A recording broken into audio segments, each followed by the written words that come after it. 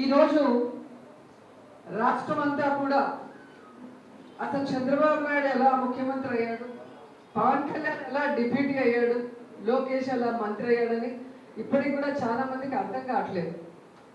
ఎందుకంటే ఆల్రెడీ 3 సార్లు ముఖ్యమంత్రిగా చేసిన చంద్రబాబు నాయుడు గతంలో ముఖ్యమంత్రులుగా చేసిన వాళ్ళు ఇచ్చిన సంక్షేమ పథకాలు కూడా ఇవ్వకుండా ఆయన వచ్చిన తర్వాత ఎలా వెన్నుపోటు పొడిచారో మనం అందరూ కూడా చూసాం.